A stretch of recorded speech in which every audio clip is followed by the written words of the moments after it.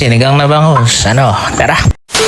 Meron nga pala dito mga iba't ibang klaseng gulay na gagamitin natin sa pagluluto ng sinigang na bangus. Meron ditong talong na hiniwa na nga natin. Kahit anong klaseng gayat ang gawin mo dahil yan naman ay mahahati-hati rin pag ating kinain.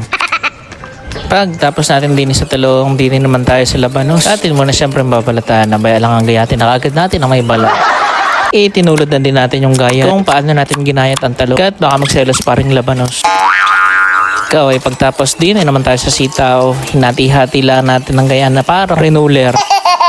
Pagtapos ng sitaw, din tayo sa dahon ng kangkong, hinihiwalay lang natin yung kanyang stem at saka yung dahon. Kangkong yung usapan natin dahil hindi naman kayo maghihiwalay. Kinuha ko na nga pala ang panghilod ng lola para gamiting pampitpit din sa bawang at luya. Sabay biro lamang at baka tunayan mo pa nga.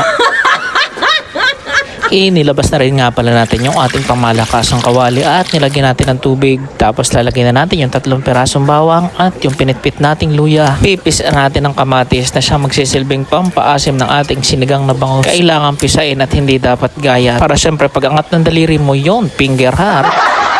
At rin na nga isisig ang nating bangus at wala namang kulang na parte ng katawan. Naka-experience na gawa kayo ng gayon na bumili kayo ng isda tapos pinahiwa nyo tapos pagdating nyo sa bahay kulang ng isang parte. Kung na-experience nyo yun, abay, congrats sa inyo. Sa amin naman ho, kahit paano hindi pa. Mabalik ho tayo din sa ating niluluto. Pag nagkakuluan na nga ho at napirat na natin ang kamatis, sinilagay na ho natin yung ating bangus. Kabay atin ho papakuluan. Pag nakuluan na nga ho, ilalagay na natin ang labanos. At talaga ho, ang nabiling labanos ay matanda pa yata ako sa aking lula. Sabay na natin ang siling pansigang para lumasan na rin kagad ng kaunting anghang, asin at saka rin pamintang durog. At kapag napagsamasamang gayon, abay di nyo naman tatakpan. Pagkatakip, abay di nyo na ulit bubuksan yun. Hindi para tayo naglukuhan. Pagkabukas nga ho ng takip, abay dilalagay na ring talong, tangkay ng kangkong at saka ring sitaw. Tapos nyo ulit tatakpan. Tapos pagkatakip, abay di malamang bubuksan nyo ulit.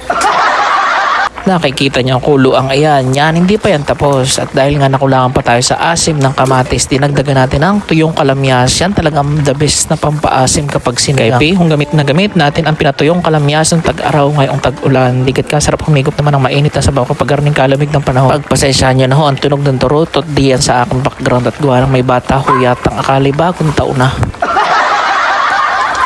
Hindi gating tinikman na, ay bay, di kapag ayos ng lasa, ilagay na natin na ring dahon ng kangkong at yan naman ay mabilis namang maluto. Pagkalagay natin ang dahon ng kangkong, tatakpan lang natin tapos i-off na natin yung ating silin at yan na may maluluto na. Ay siya, kung nagustuhan mo rin yung ating video ngayon, baka naman pwede mong i-like. Paano hanggang dito na lang, maraming salamat sa inyong panonood. Bye-bye!